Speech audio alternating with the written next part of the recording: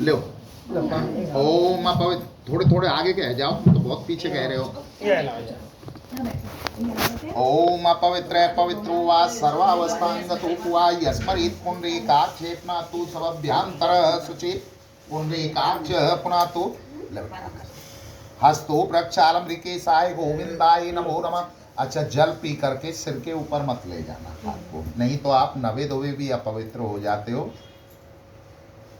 ओम श्री केशवाय माधवाय नारायणाय नमः।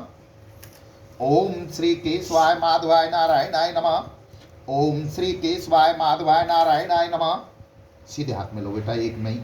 हाँ, ओम श्री केशवाय माधवाय नारायणाय नमः। ओम श्री केशवाय माधवाय नारायणाय नमः। हस्तो प्रक्षालम ऋकेशाय गो अभिनव हस्तो प्रक्षालम ऋकेशाय गोविंदाय नमो नमः। ओम अपवित्र पवित्रो वा सर्वावस्थांगतो वा यस्मरित पुंडरीकाक्षेपनातु सबभ्यांतर शुचि पुंडरीकाक्ष पुनातु पुंडरीकाक्ष पुनातु। बिट्टू का किसका है? ये इसका है तो है जी। अच्छा, तो है तुम्हारा।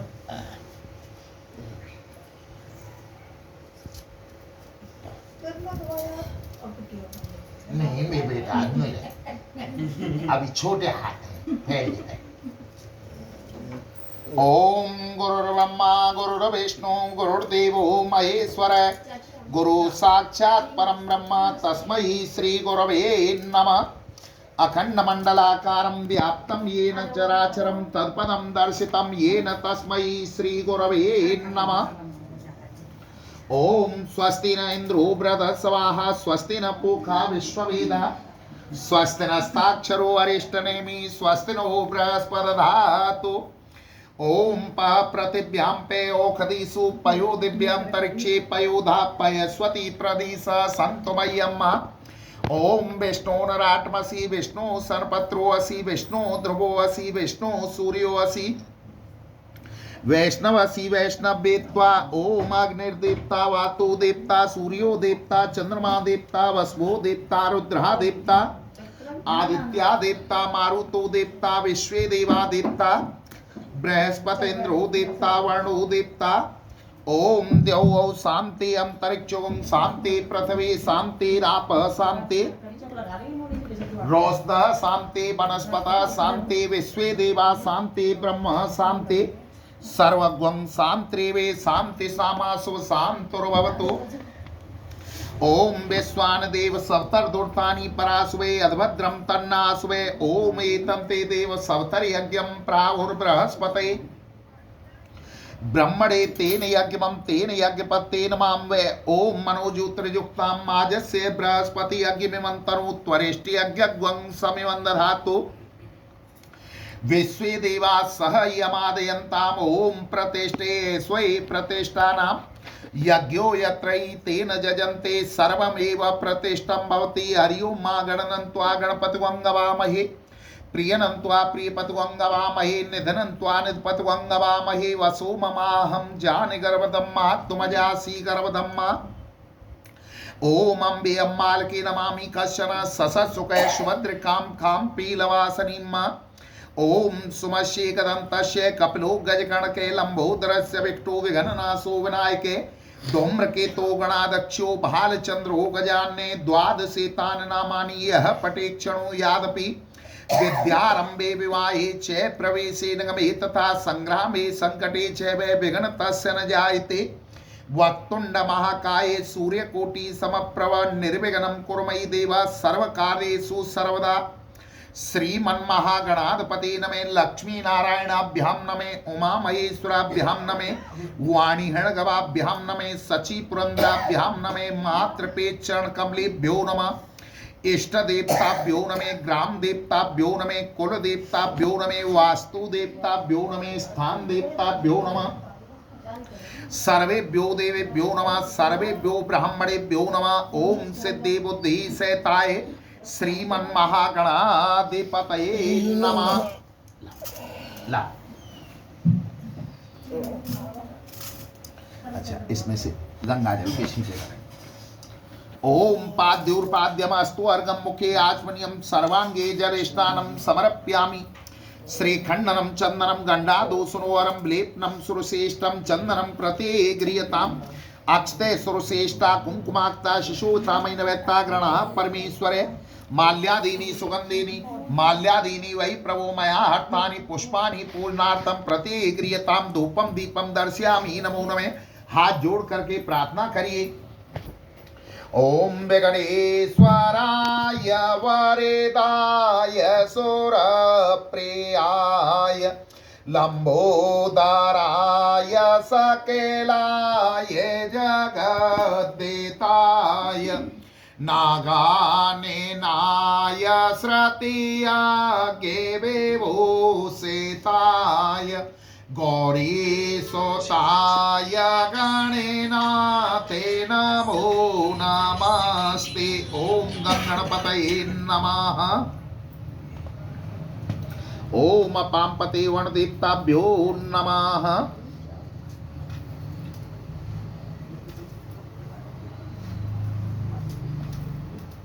संकल्प, इसमें दक्षिणा लीजिए हाथ में।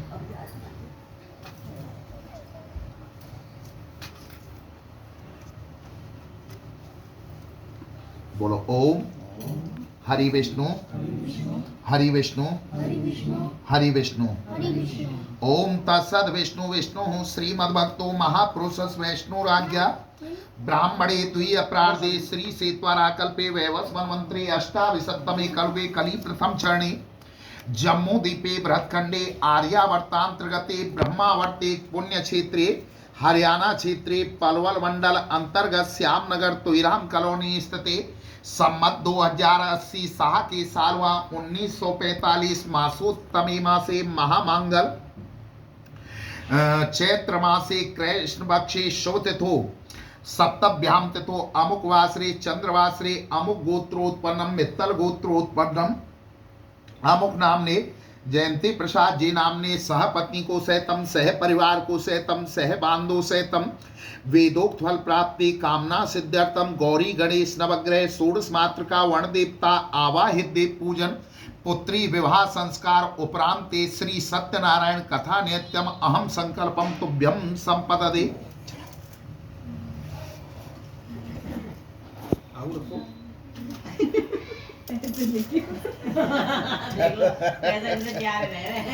सब जाने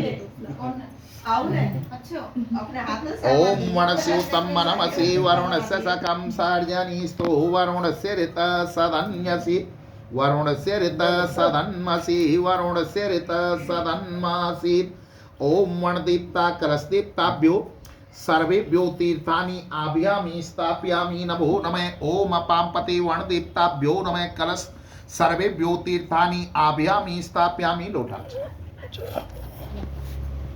जल से स्नान कराओ।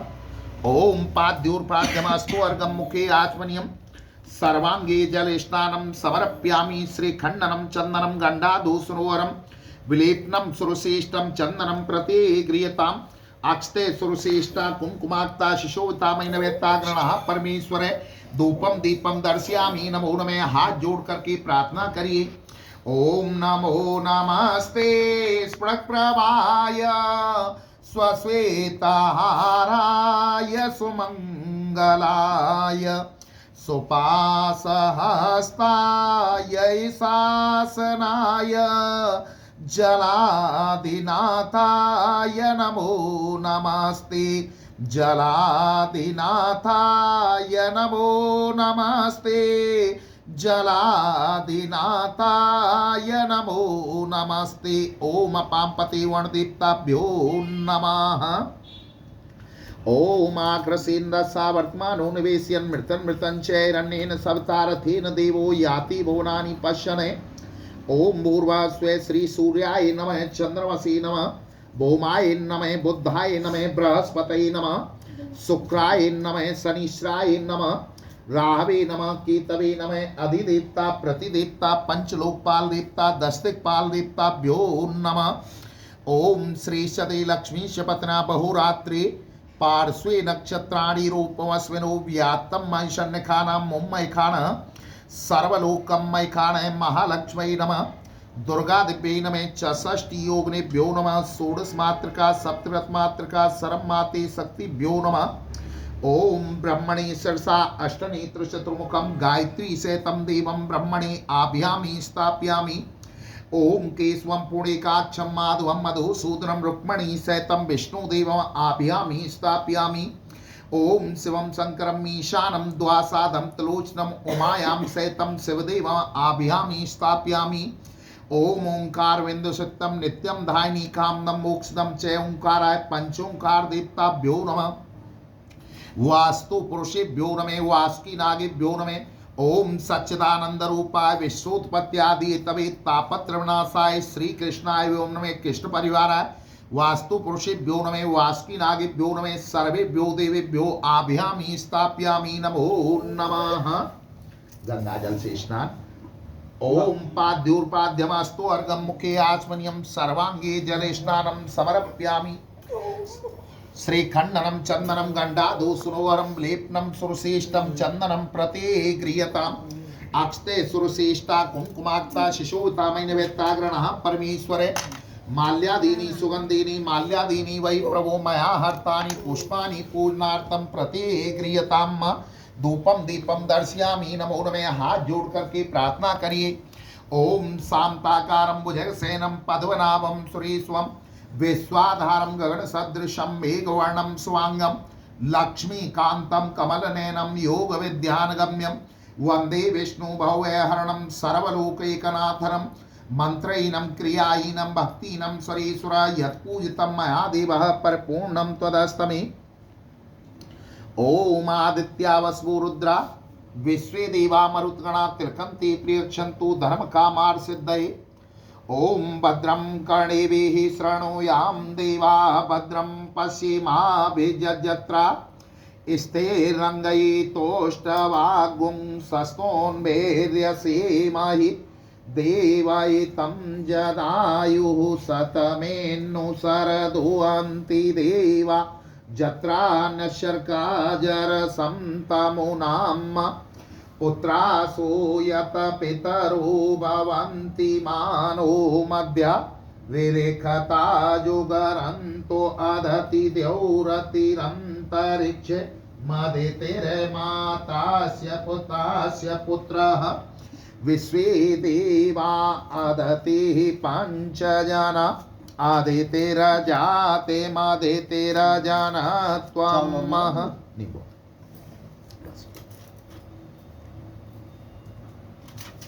आज बेटा या दक्षिणा ले लो हाथ में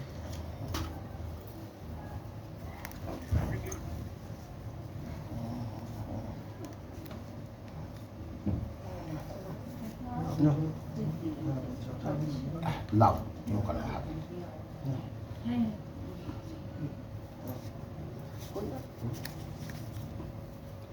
ओम ये नवद्दोवली राजा दानवेन्द्रो मावल तेयनपत्वन्नामी रक्षे माचल माचल ओम स्वीतकर्ता कल्याणकर्ता आनंदकर्ता वरदो भव ओम मंगलम भगवान विष्णु मंगलम गरुड़ध्वजे बाएं हाथ में उसी में चावल पैसे उसी में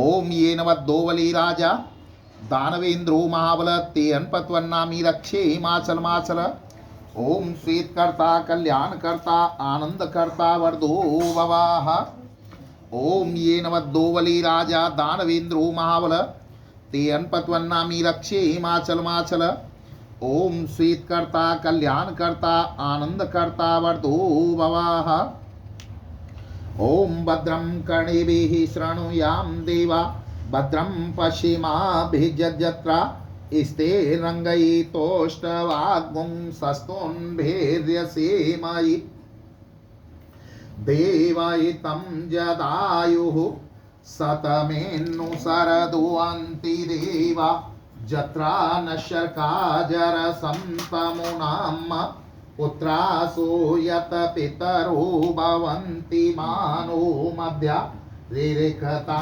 जुगरन्तो अदति द्यौ अंतरिक्ष मदितिर्मातास्य पुत्रः ओम ये नवद्दोवली राजा दानवेन्द्रो मावल तेयनपत्वन्नामी रक्षे माचल माचल ओम श्वेत कर्ता कल्याण कर्ता आनंद कर्ता वरदो भवाः।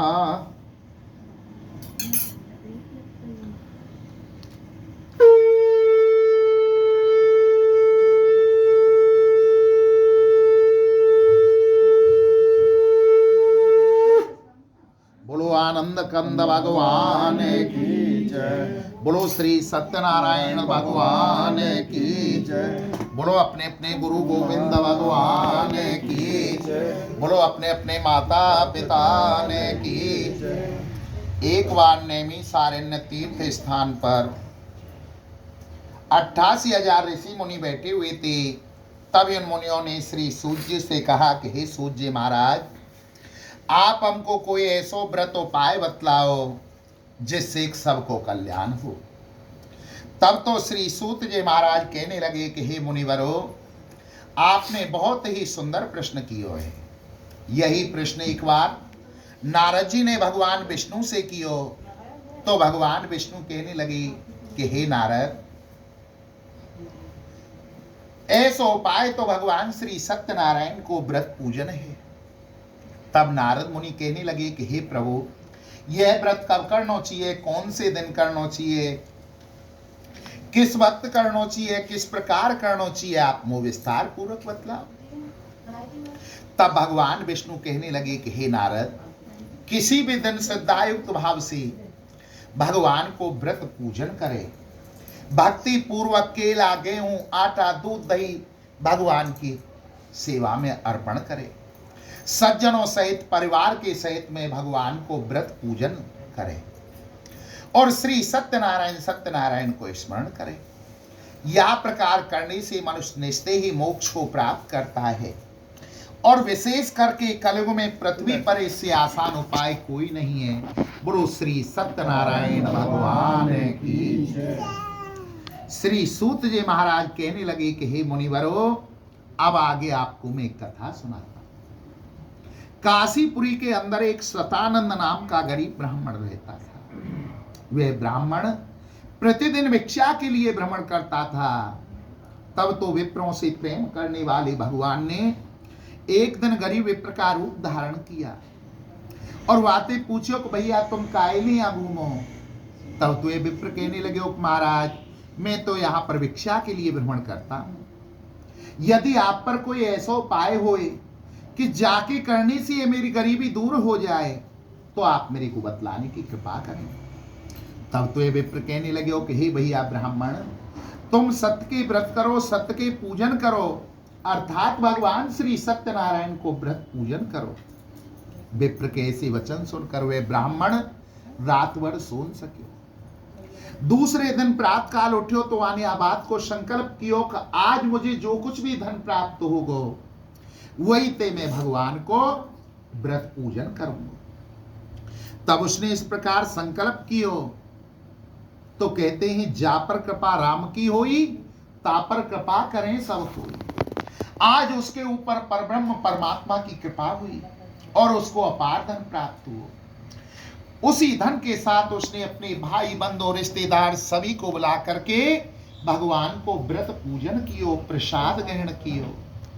या के प्रभाव से वह सतानंद नाम को गरीब ब्राह्मण धनवान पुत्रवान हुआ और यह संसार में सुख भोग कर अंत समय भगवान के परम वैकुंठ को प्राप्त हुआ। श्री सूत जी महाराज कहने लगे कि हे मुनिवरो, उसके उपरांत में एक लकड़हारे ने यह व्रत की जानकारी प्राप्त की और वह लकड़हारे ने भी यह बात को संकल्प किया कि आज लकड़ी बेचने से जो कुछ धन मुझे प्राप्त होगा उसी से मैं भगवान को व्रत पूजन करूंगा। तब उसने इस प्रकार संकल्प किया तो सत्यदेव की कृपा से आज वह की लकड़ी दुगनी चौगनी कीमत की बिकी।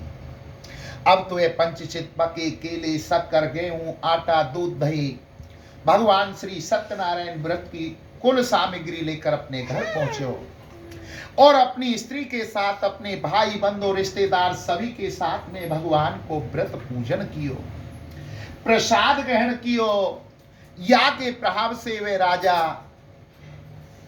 दोबारा से वे लकड़हार और धनवान पुत्रवान हुओ और या संसार में सुख भोग कर अंत समय भगवान के परम वैकुंठ को प्राप्त हो। बोलो श्री सत्यनारायण भगवान की जय। बोलो आनंद कंद भगवान की जय। श्री सूत जी महाराज कहने लगे कि हे मुनिवरों, अब आगे आपको मैं एक कथा और सुनाता हूं। एक भद्रशिला नाम की नदी थी, उसके किनारे एक बहुत सुंदर नगर था। उस नगर के राजा का नाम था उल्कामुख, जो बड़ा ही धार्मिक व सत्यवक्ता राजा था। गौ ब्राह्मणों का आदर सत्कार करता था। उसकी स्त्री सुंदर और पितृता थी। एक समय राजा और रानी भद्रशिला नदी के किनारे भगवान को व्रत पूजन कर रहे। कोई नदी के मार्ग से एक साधु नाम को वैश्य नाम है लाला, एक साधु नाम को लाला जा रहे।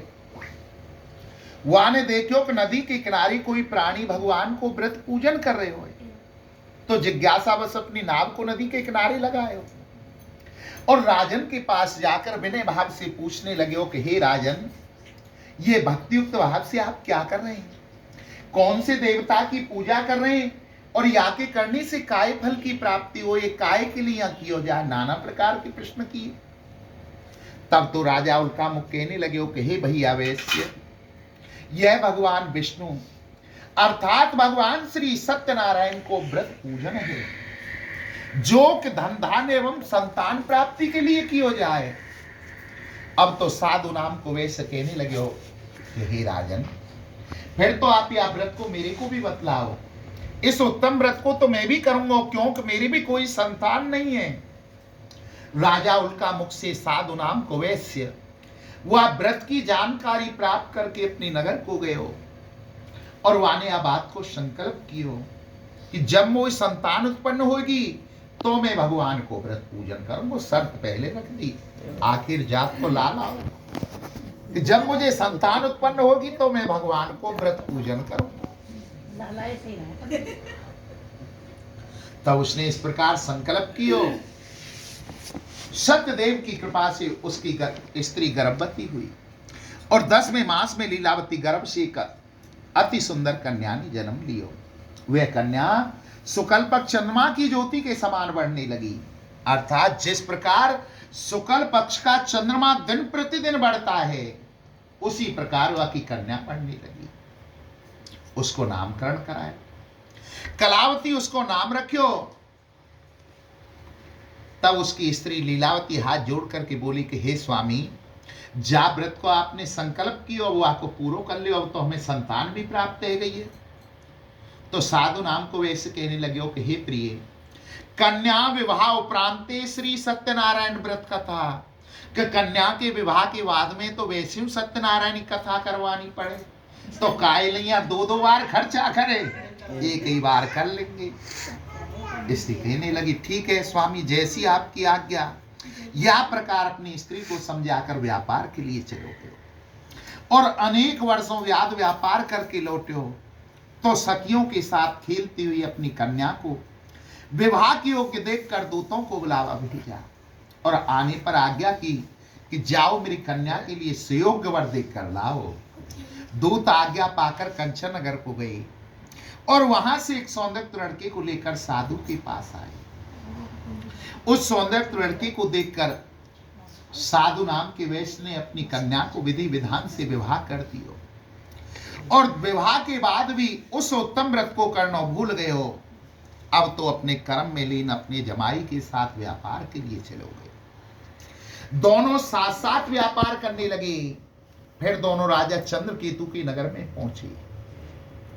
सत्य का पालन न करने के कारण भगवान क्रोधित हो गए, क्योंकि उसने 2 बार संकल्प कियो और दोनों बार उसको पूरा नहीं कियो। अब तो एक दिन राजा का धन चोर चुराकर उसी स्थान से जा रहे जहां दोनों सुसर जमाई ठहरे हुए थे, राजा के रक्षकों ने राजा को धन माल उन दोनों के पास रखी देखियो, तो उन दोनों को चोर समझकर बांधकर राजा के सन्मुख ले गई और ले जाकर कहा कि हे स्वामी, हम इन दोनों चोरों को पकड़ लाए, आप इन्हें देखिए और आज्ञा दें। राजा की आज्ञा अनुसार उन्हें कठोर कारावास में डाल दिया। भगवान श्री सत्यनारायण की माया से उनकी किसी ने बात नहीं सुनी। उधर सत्य छोड़ने के कारण वैश्य की स्त्री बहुत दुख को प्राप्त हुई। जो धन था घर में वे चोरों ने चुरा लिया। अब तो वह अन्न की तलाश में घर घर फिरने लगी। अर्थात एक ब्राह्मण के मकान के अंदर गई। द्विज नाम है ब्राह्मण, द्विज कहते हैं ब्राह्मण को। द्विज के मकान के अंदर गई, जहां को उस कलावती कन्या ने भगवान श्री सत्यनारायण को व्रत होते देखो, व्रत करने की आशना की। तत्पश्चात रात को जब वे प्रसाद खाकर लौटी तो माता ने प्यार से पूछो कि हे पुत्री, अब तक कहां रही और तेरे मन में क्या बात है? तब कलावती कन्या ने अपनी माता से कहा कि हे माता, द्विज के मकान के अंदर मनोइच्छित फल देने वाला व्रत सुन रही थी, क्यों नहीं हम भी उस व्रत को करें? जाके करने से सबकी मनोकामना पूरी होती। अब तो उसकी माता व्रत करने के लिए तैयार हो गई और दूसरे दिन प्रातः काल उठ करके स्नान आदि करके अपने भाई बंधु रिश्तेदार सभी को बुलायो। उनके साथ में भगवान को व्रत पूजन कियो, प्रसाद ग्रहण कियो और वर में मांगो कि हे प्रभु, आप मेरे भारतार जमाई के अपराध क्षमा करें, उन्हें शीघ्र घर लौटा दें। इस व्रत से भगवान प्रसन्न हुए। राजा चंद्रकेतु को स्वप्न में दर्शन दियो और कहा कि हे राजन, प्रात होते उन दोनों वैणिक पुत्रों को छोड़ देना, जो उनका धन ले आए वे भी उन्हें दे देना, नहीं तो तेरा पुत्र आदि सहित राज सर्वनाश कर दो। तब राजा ने इस प्रकार सपन देखो तो भयभीत हो उठे और सुबह अपनी सभा लगाई। रात को सारो सपन सुनायो और कहा कि उन दोनों वैणिक पुत्रों को छोड़ दो। राजा के हुक्म के अनुसार दोनों वैणिक पुत्रों को छोड़कर राजा के सन्मुख लाया गया। तब दोनों वैणिक पुत्रों ने राजा को नमस्कार कियो।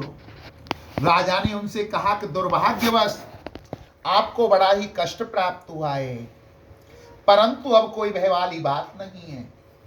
फिर उनको स्नान आदि कराया, मीठे वचन बोलकर प्रसन्न कियो और जो पहले से धन लिया था उससे दूना धन दे दियो और कहा कि हे महाराज, अब आप अपने नगर को जाओ।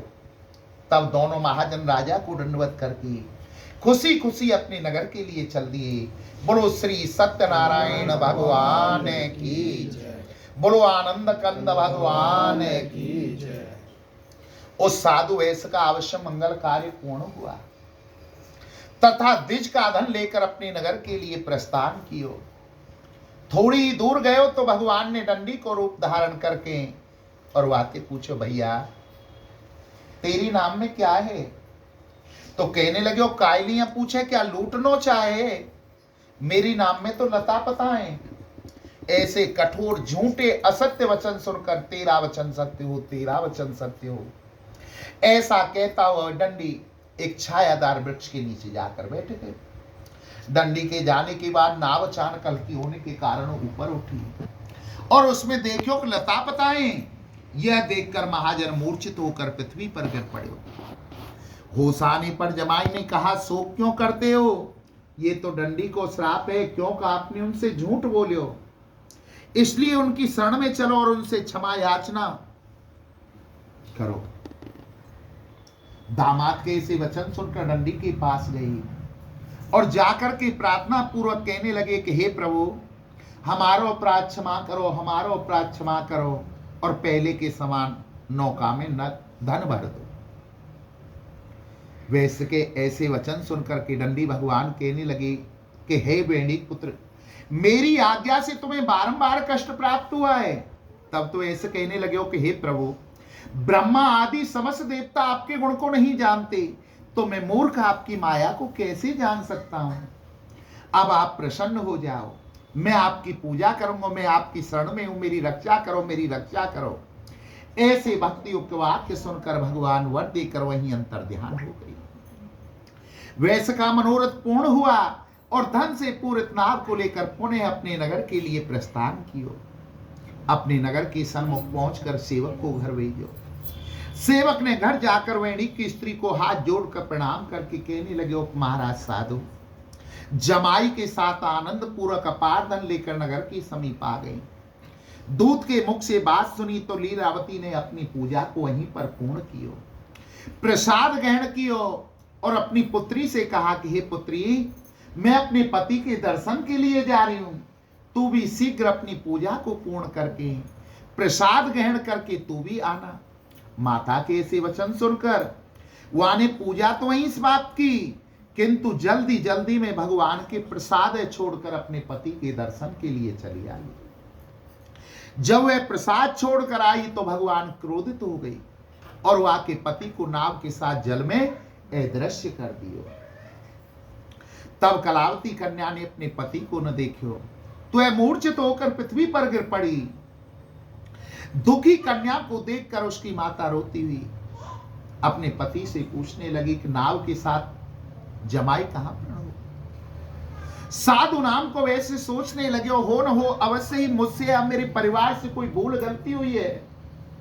अब तो यह भगवान को दंडवत गुणगान करने लगे हो, अर्थात भगवान के नाम को भजन कीर्तन करने लगे हो।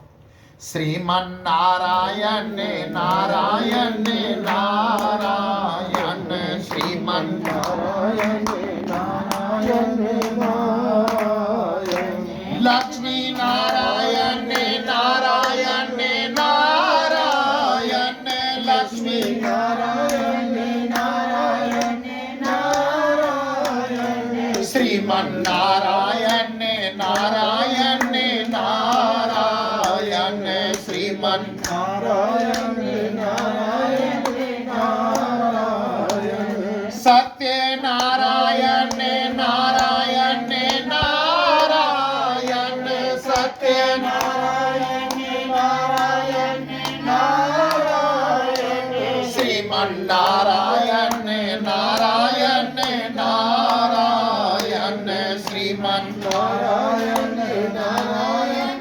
नारायण, गोविंद नारायण नारायण नारायण, गोविंद नारायण नारायण नारायण, श्रीमन नारायण नारायण नारायण, श्रीमन नारायण नारायण नारायण, भक्ति नारायण नारायण नारायण, भक्ति नारायण नारायण नारायण, श्रीमन नारायण नारायण नारायण, श्रीमन नारायण नारायण नारायण, मुक्ति नारायण नारायण नारायण, मुक्ति नारायण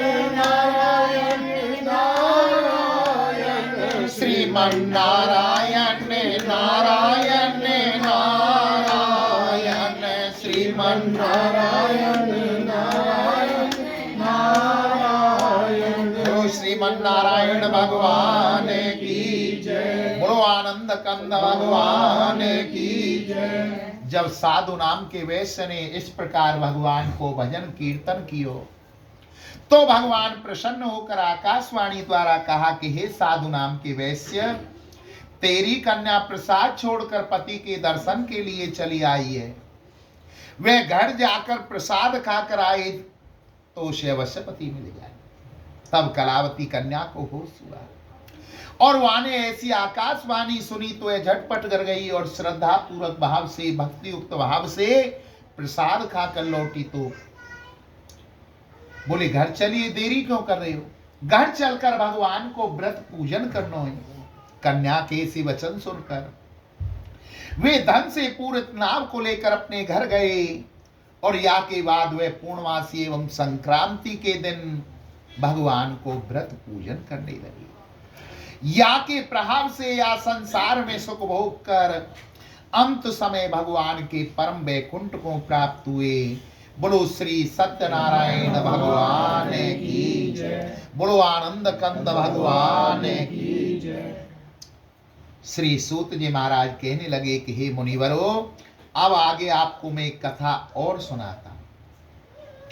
एक त्वंगजध्वज नाम का राजा था जो भगवान के प्रसाद को त्याग कर बहुत दुख को प्राप्त हुआ। एक समय राजा वन में शिकार खेलता हुआ किसी बड़ के वृक्ष के पास गयो, जहां ग्वालवाल भक्ति भाव से भगवान को व्रत पूजन कर रहे। राजा के गर्व के कारण न तो उनके पास गयो और न ही भगवान को प्रणाम कियो। फिर ग्वालवालों ने पूजन करने के उपरांत राजा को प्रसाद दियो तो उसने प्रसाद नहीं लियो। क्यों कुआए तो राजा को घमंड हो। कहते हैं कि जाको प्रभु दुख दारिद्र देई, वाकी मत पहले हर ले। आज राजा की मति को अर्थात राजा की बुद्धि को हर लियो और राजा सोचने लगे कहां ये ग्वालवाल और कहां मैं राजा, मैं इनको प्रसाद कैसे ग्रहण कर सकूं। या प्रकार अपने मन में भाव ला करके भगवान के प्रसाद को त्याग दियो, टुकरा दियो। अब तो भगवान क्रोधित हो गए और वहां के पुत्र आदि राज सर्वनाश कर दियो। तब राजा अपने नगर में पहुंचे और वह यह बात को पता चलो तो बहुत दुखी हुआ। वहां ने अपने गुरु ब्राह्मणों को बुलाया और उनसे पूछो तो उन्होंने बतलाया, अरे राजन, तूने भगवान के प्रसाद को अपमान अनादर कियो है। तेरो अपराध कोई क्षमा ना कर सके।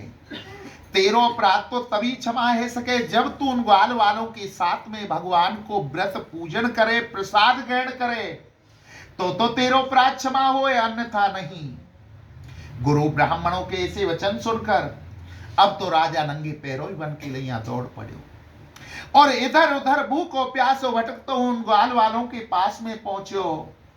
उनके साथ में भगवान को व्रत पूजन कियो, प्रसाद ग्रहण कियो। या के प्रभाव से वे राजा दोबारा से धनवान पुत्रवान हुए और या संसार में सुख भोग कर अंत समय भगवान के परम वैकुंठ को प्राप्त हो। पृथ्वी पर जो मनुष्य इस व्रत को करेगो सुनेगो तो सत्यदेव की कृपा से उसके समस्त दुख दूर हो जाएंगे। अब जिन्होंने पहले भगवान को व्रत पूजन कियो है, प्रसाद ग्रहण कियो है, मैं उनके दूसरे जन्म को कहता हूं बहुत बुद्धि वाला अगले जन्म में सुदामा हुआ, जो श्री कृष्ण का ध्यान लगाकर मोक्ष को प्राप्त हुआ। लकड़ी उठाने वाले भीलों के राजा बने, जो कि अगले जन्म में श्री राम के सेवक बन के मोक्ष को प्राप्त हुए। उल्का मुख नाम के राजा दशरथ हुए, जिन्होंने श्री राम को पुत्र के रूप में प्राप्त करके वैकुंठ को प्राप्त किया। महाराज त्वंगज ध्वज स्वयं मनु हुए, जिन्होंने एक सतरूपा के साथ मिलकर इस सृष्टि को रचो और अंत समय में भगवान के परम वैकुंठ को प्राप्त कियो। बोलो श्री सत्यनारायण भगवान की, बोलो आनंद कंद भगवान की।